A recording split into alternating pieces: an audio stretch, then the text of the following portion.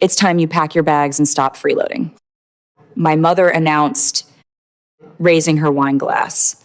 I am Clara Vance, 38, a financial risk analyst. We were sitting at our annual family reunion. My older brother smirked. Yeah, give me your house keys. My fiance needs the master bedroom. I didn't argue.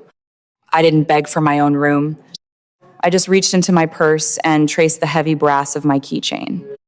Resting right beside those keys was a single, folded piece of paper. They thought they were publicly kicking out a failure.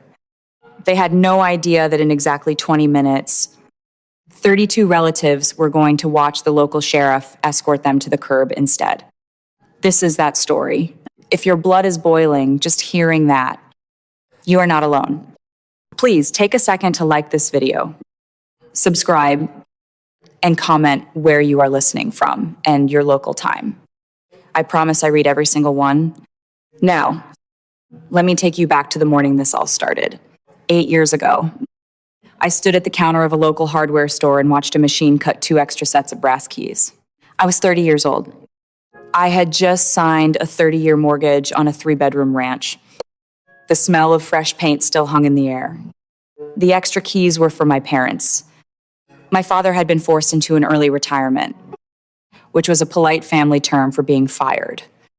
They needed a place to stay for 6 months to get back on their feet. I handed them the keys because that is what a good daughter does. I thought I was buying them safety. 6 months slowly bled into 96 months. Over 8 years, the dynamic of the house shifted. Inch by inch. My mother replaced my living room curtains with heavy floral drapes I hated. My father took over the garage with his rusted tools. Then, my older brother, Mark, moved into the basement. He said he needed to save up for his upcoming wedding. Soon, I was no longer the homeowner. I was the silent roommate who paid the bills. The brass keys I gave them had transformed from a lifeline into a license to enter my space without knocking. I am a financial risk analyst. I spend 50 hours a week looking at corporate ledgers. My job is to find the rot that people try to hide behind glossy presentations and confident smiles. I assess liabilities. I calculate ruin. And I have one professional rule: numbers don't have feelings. But at home, I ignored the numbers. I paid the property taxes. I paid the utility bills. I bought the groceries that my mother routinely complained were not organic. The shift from daughter to auditor happened on a Sunday afternoon in early spring. I came home from the grocery store and found Mark and his fiancée, Sarah, standing inside my bedroom. They had a yellow tape measure stretched across my hardwood floor. My mother was standing in the doorway, holding a cup of tea. We are just seeing if a king-size bed will fit. My mother said, she didn't even look at me. She took a slow sip of her tea. Mark needs the space. He is the man of the house now. You should start looking for a smaller apartment. Clara, it is the right thing to do. I stood in the hallway holding 3 heavy bags of groceries that I had paid for. I looked at Mark. He didn't drop the tape measure. He didn't look embarrassed. He just reeled it in with a sharp metallic snap. I didn't yell. I didn't drop the bags. I walked to the kitchen and put the milk in the fridge. That was the exact moment the illusion died. I stopped being the dutiful daughter that afternoon. I went into observation mode. And an analyst cannot ignore a pattern. Since I had started working from home on Tuesdays, my desk faced the front window. I noticed that at exactly 10:15 every morning, the mail truck would pull up to our curb. And every morning, my mother would be waiting on the porch. She would take the stack of mail, rifle through it frantically, and pull out specific envelopes. They were thick, with harsh red borders. She didn't bring them inside. She walked straight to the outdoor trash bin, shoved the red envelopes deep to the bottom, and poured yesterday's wet coffee grounds over them to hide the evidence. For a month, I watched her do this. I told myself it was not my business. But if they wanted to treat my house like a real estate transaction, I needed to review the ledgers. One night in April, after the house went completely quiet, I walked out to the driveway. The night air was freezing. I opened the lid of the green bin. I didn't use gloves. I dug my bare hands through the damp, sour-smelling coffee grounds and rotting orange peels until my fingers brushed against cold, wet paper. I pulled out 3 red-bordered envelopes. I took them to my car, locked the doors, turned on the dome light, and opened them. They were final collection notices, all addressed to Mark. Credit card defaults, a repossessed vehicle claim, a high-interest personal loan. The past due balances totaled $42,000. Mark wasn't saving for a wedding. He was drowning in debt, and my mother was playing the loyal guard dog, intercepting the mail so the rest of the family wouldn't know her golden child was a financial failure. I had the truth, but the price of holding that truth was sitting right on my skin. I went back inside and stood at the kitchen sink. I turned on the faucet. I scrubbed my hands with dish soap. The water ran ice cold, but I kept scrubbing until I got the foul smell of the trash out of my fingernails. My skin turned raw and red. I looked up. Resting on the counter was the extra set of brass house keys. The metal looked dull under the harsh kitchen light. I realized I didn't feel heartbroken. I didn't feel betrayed. I felt exactly the way I do when I close a file on a bankrupt company. I dried my hands. I turned off the kitchen light. If Mark was $42,000 in the hole, how was he planning to pay for a lavish wedding next month? And why was my mother suddenly so desperate to push me out of my own house right now? There is only one way a broke man gets a massive influx of cash. He sells an asset. I walked down the hall, locked my bedroom door, and opened my laptop. I needed to log into the county clerk's database. I needed to see exactly whose name was currently on the deed to my house. At 2:14 in the morning, the glow of my laptop screen was the only light in my bedroom. I was logged into the county clerk's public database. I typed in my property PIN number. The search wheel spun for 3 seconds. Then, the digital deed loaded. My name was still on the title, Clara Vance, but right below the deed history was a newly recorded document filed just 12 days ago. It was a general power of attorney. It granted my mother full authorization to execute real estate transactions on my behalf. I scrolled down to the last page.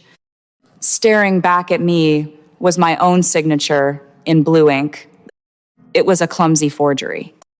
The loops too wide. The slant completely wrong. They were going to take out a second mortgage on my house to pay for Mark's wedding. And they needed me physically out of the property before the bank sent an appraiser. I sat very still. When a daughter finds out her family is stealing from her, she is supposed to run down the hall. She is supposed to wake them up, scream, and demand to know why she was never enough. People stay trapped in toxic homes because they are too afraid to let go of the fantasy that they might one day be loved. They beg for an explanation. I didn't beg. I didn't cry. I opened a new tab. I downloaded a standard state form, a 30-day notice to quit. It is the first legal step in an eviction process. I filled in my mother's name. I filled in Mark's name. I cited the state code for unauthorized tenancy. Then I printed it. But serving the notice was a risk. If I handed it to them, they would tear it up and immediately hire a lawyer with my forged signature. I needed the legal clock to start ticking without them realizing they were already in the courtroom. I went to my desk drawer and pulled out a thick, legal-sized envelope. I took a red permanent marker and drew a thick, harsh red border around the edges. I made it look exactly like the final collection notices Mark had been getting for months. I folded the eviction notice, slipped it inside, and sealed it.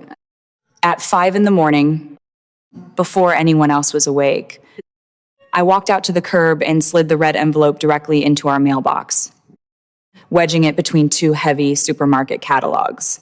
The trap was laid. but an auditor knows that getting the evidence requires enduring the audit. At 7:30, I walked into the kitchen for coffee. Mark was leaning against the counter, eating toast. My mother was wiping down the stove. "We need the guest bathroom cleared out by this weekend," Mark said, not looking up from his phone. "Sarah's bringing some of her stuff over early." My chest tightened. Every instinct told me to tell him to get out of my house. But if I fought back, the illusion would break. If I wanted the trap to spring, I had to play the doormat. I looked down at the linoleum floor. I let my shoulders slump. "Okay," I said, keeping my voice small. "I will start packing my things tonight." My mother smiled. A tight, satisfied line. "Good. It is about time you grew up." Clara. I took my coffee and walked back to my room. I closed the door. I tasted copper in my mouth from biting the inside of my cheek.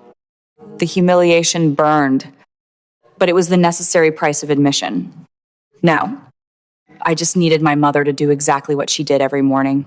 Tuesday morning, 10:15, I sat at my desk. My laptop open to a spreadsheet, but my eyes were locked on the front window. The white mail truck pulled up to the curb. My mother walked out the front door. She was wearing her pink robe, her slippers shuffling against the concrete.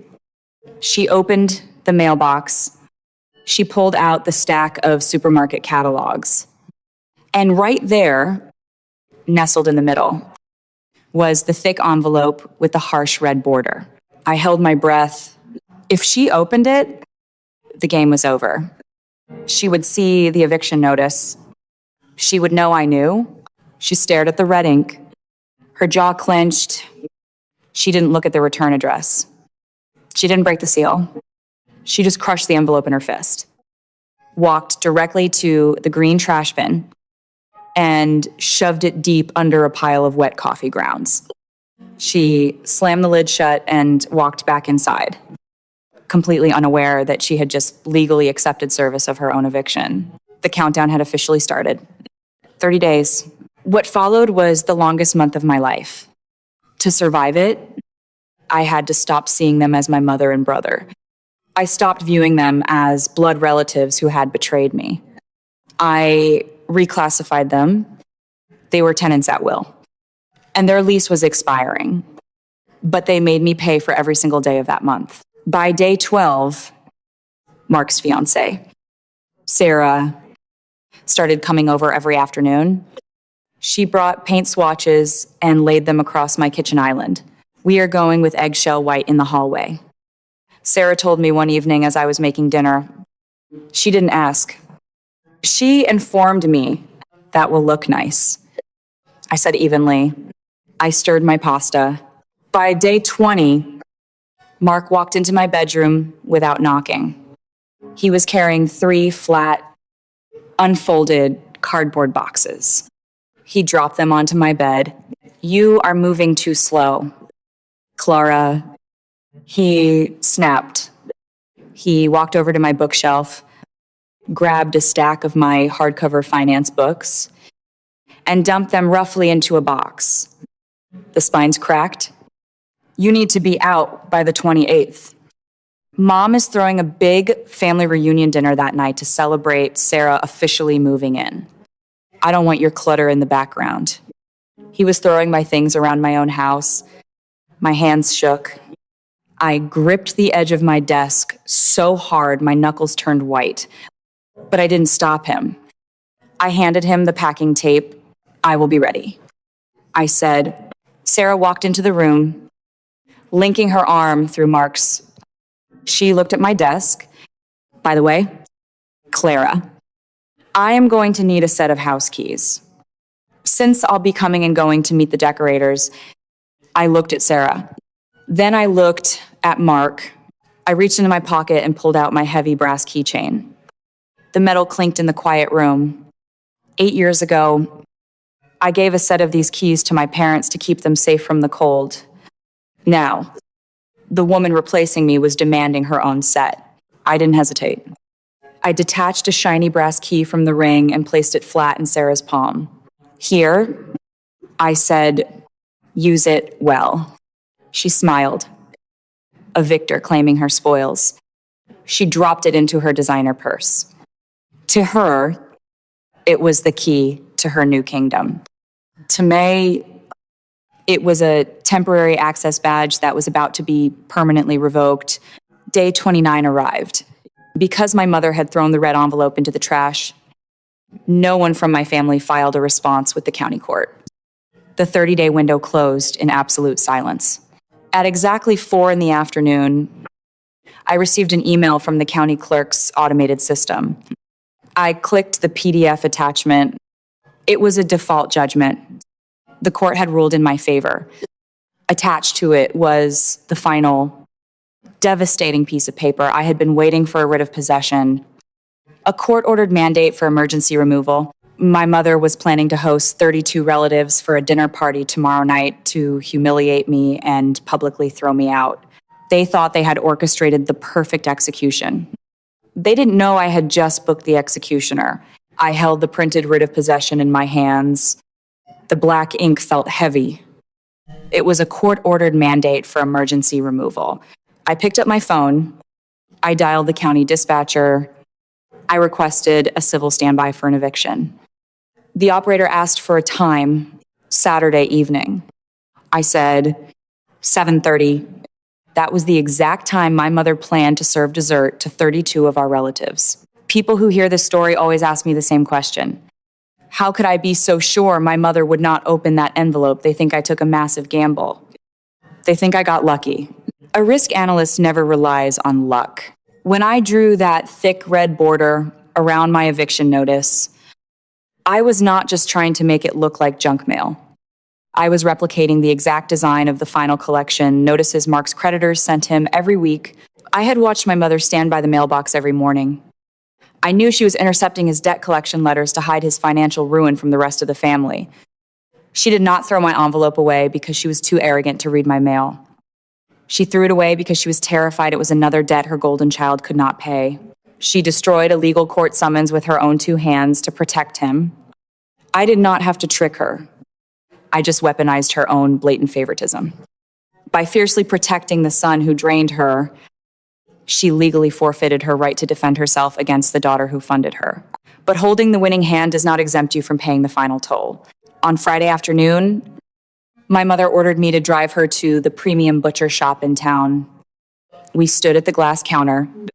She pointed at the thickest cuts of prime ribeye, 32 steaks. She told the butcher.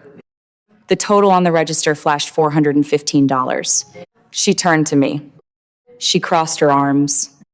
Since you won't be paying the mortgage much longer, Clara, you can at least cover the meat for Mark's celebration.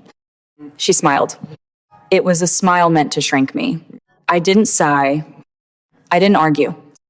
I pulled out my credit card. I inserted the chip. The machine beeped, approving the transaction. Buying the celebratory feast for my own planned exile was the final price I had to pay for absolute silence. I carried the heavy boxes of meat to the trunk of my car. My mother sat in the passenger seat, humming a cheerful tune. She thought she had won. She was setting a backyard table for 32. She had no idea she was about to be short 3 chairs. Saturday night, 7:15. The backyard was loud. 32 relatives held plastic cups and paper plates. The string lights glowed above the patio. My mother stood at the head of the long wooden table. She tapped her silver fork against her wine glass. The sharp clinking sound cut through the chatter. The yard went completely quiet. Everyone turned to look at her. She looked directly at me. It's time you pack your bags and stop freeloading. She announced. Her voice was loud. It echoed off the wooden fence. Beside her, Mark smirked. He held out his open palm toward me. Yeah, give me your house keys. My fiancé needs the master bedroom. 32 pairs of eyes shifted to me. They were waiting for me to cry. They were waiting for me to run out of the yard in shame. I looked at Mark's empty palm. I didn't argue. I didn't beg for my own room. I reached into my purse. My fingers brushed the cold, heavy brass of my keychain. But I didn't pull the keys out. I pulled out a single folded piece of paper. I placed it flat on the table. I pushed it. It slid smoothly across the wood and stopped exactly 1 inch from my mother's plate. Read the first page. I said, my voice was very quiet.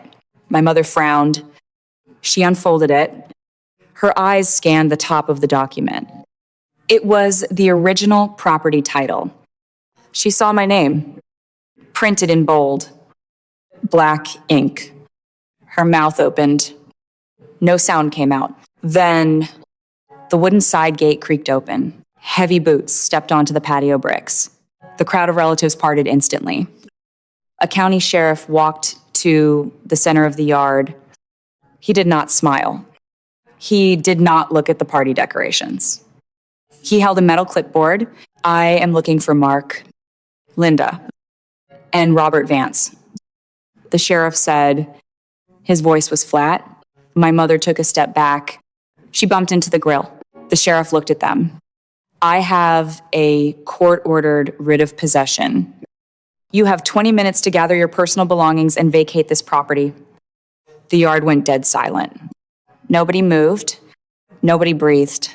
Mark stared at the silver badge on the sheriff's chest. The smug smirk melted off his face. His shoulders collapsed. He turned to me. His hand shook. Clara. Mark stammered. His voice cracked. Wait. Come on. We are your blood. Let's just talk about this inside. He wasn't apologizing for trying to steal my home. He was begging because he had nowhere else to sleep. I sat back in my chair. I looked at the man who had packed my books into cardboard boxes 3 days ago. I did not say a word. The sheriff did not lower his clipboard. He pointed a thick finger toward the sliding glass door. 19 minutes, the sheriff said. My mother looked around the patio. She was searching for an ally. She locked eyes with my Aunt Susan, who had been loudly agreeing with my eviction just 10 minutes earlier. Aunt Susan immediately looked down at her paper plate and took a sudden step backward. Knocking her plastic chair over, nobody helped pick it up. The crowd of 32 relatives seamlessly parted, creating a wide, empty circle around my mother, my father, and Mark. No one wanted to stand too close to a sinking ship.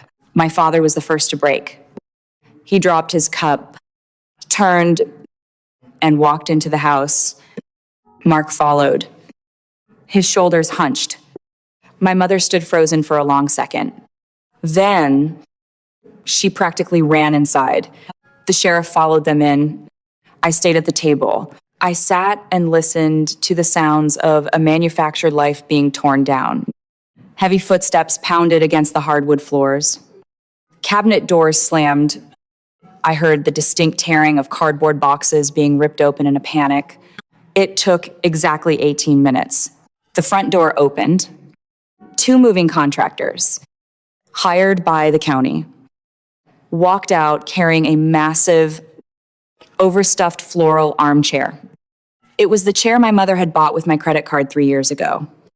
They hauled it to the curb and dropped it onto the wet grass. Then came the black garbage bags stuffed with clothes. Then came Mark's flat-screen television, carried out by Mark himself. He was sweating. He tripped on the porch step and the plastic frame cracked against the concrete. My mother walked out last. She was dragging a heavy leather suitcase. Her makeup was smeared. She didn't look at the relatives watching from the driveway. She walked straight to my car, where I was standing. You ruined your brother's life tonight, she hissed. Her hands gripped the handle of her suitcase. Are you happy now? She still thought I was competing for her approval. She still thought this was about sibling rivalry. He ruined it.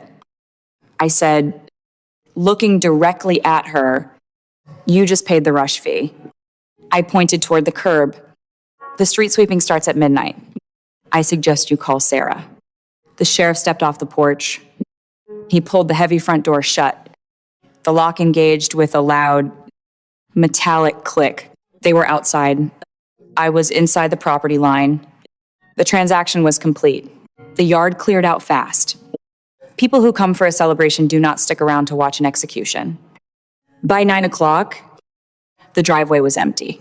I walked through the quiet house. The living room looked hollow without the floral armchair. Mark's bedroom door was wide open, exposing bare walls and a pile of bent wire hangers on the floor. I stopped in the kitchen. The granite counter was wiped clean. Resting perfectly in the center was the heavy brass keychain. Mark must have left it there. I picked it up 8 years ago.